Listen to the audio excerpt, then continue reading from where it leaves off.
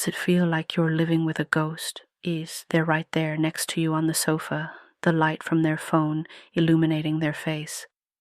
But they feel a million miles away. You share a home, a bed, maybe even children. But you don't share a life anymore, not really. The conversations have become transactions about groceries and bills. The laughter has faded, and the silence, that heavy, empty silence, has taken over. You feel deeply, painfully lonely, and the hardest part is that you're lonely while sitting right next to the person who is supposed to be your closest companion. If this resonates with you, I want you to take a deep breath. Pausa. You're not alone in this feeling. Many of the couples I advise describe this exact scenario, feeling more like roommates than romantic partners. They tell me they love each other, but they're no longer in love. The connection has fizzled out. In this video, we are going to walk through a practical step-by-step guide to bridge that emotional distance. This isn't about grand romantic gestures. It's about rebuilding connection through small, consistent actions.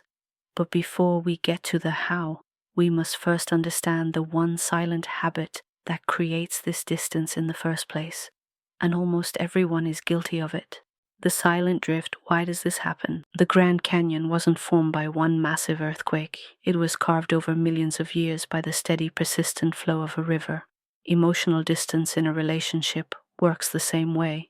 It's rarely one big event. It's a slow, silent erosion caused by the daily grind. I call it the assumption of permanence. We get comfortable, we get busy with work, with kids, with life, and we subconsciously assume our partner will always be there, so we stop making an active effort. The daily "I love you" becomes a habit instead of a feeling. The goodnight kiss becomes a peck on the cheek as you turn over to sleep. We stop being curious about each other. We think we already know everything. This lack of intentional effort is the river that carves the canyon between you. It's compounded by unresolved resentments, the small arguments you swept under the rug. They don't disappear. They become bricks in the wall you're building between you. Every time you chose to scroll on your phone instead of having a conversation, you added another brick. Every time you sighed in frustration instead of speaking with vulnerability, you added another. The first step isn't to tear down the wall. That's too intimidating. The first step is simply to acknowledge that you both built it, and you can both choose to stop. This requires a crucial mindset shift, moving from a place of blame, "you never talk to me," to a place of teamwork, "we don't seem to be connecting lately. How can we fix this together?" It's not you versus your partner, it's you and your partner versus the distance. The 5 pillars of reconnection. Once you've adopted that team mindset, you can begin the work. We're going to focus on 5 actionable pillars to rebuild your connection. Pillar 1, the ritual of transition. When you come home from work or finish your workday at home, what's the first thing you do? Many of us immediately shift into parent mode or chore mode or just zone out on the couch mode.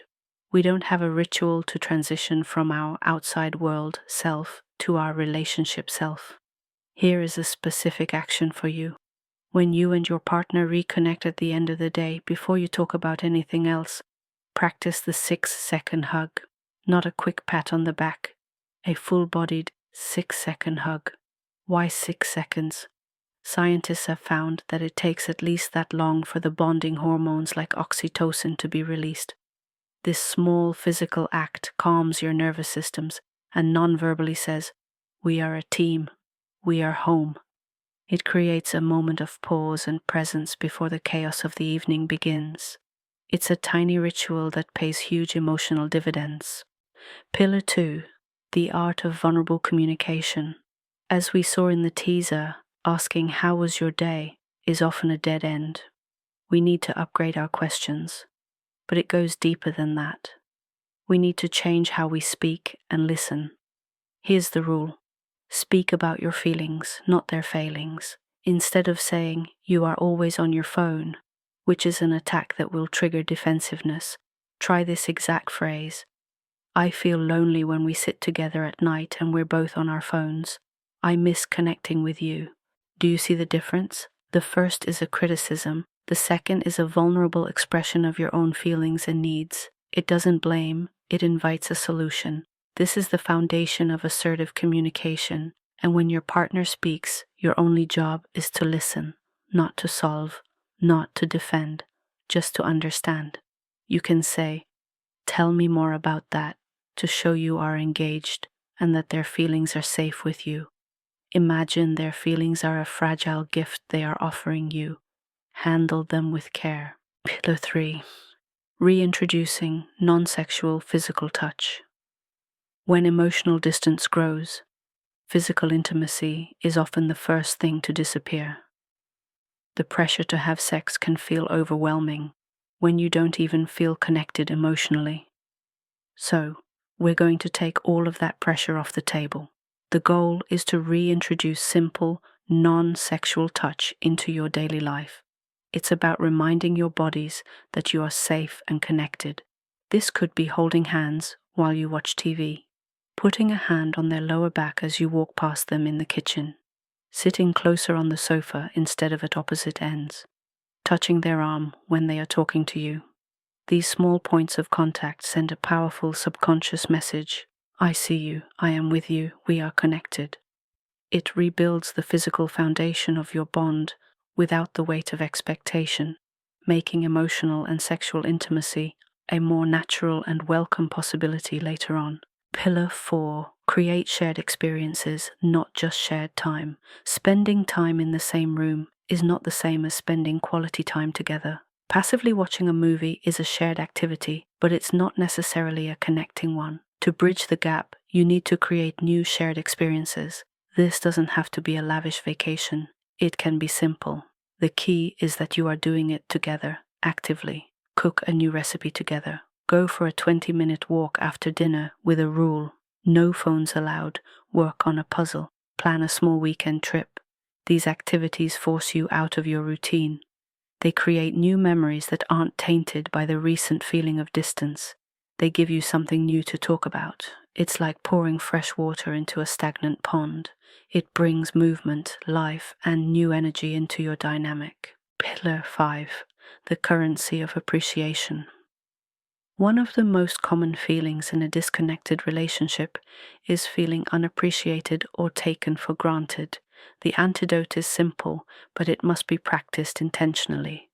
Your challenge is this: every single day, for the next 30 days, you must find one specific thing you appreciate about your partner, and you must say it out loud. It can't be a generic, "thanks for everything."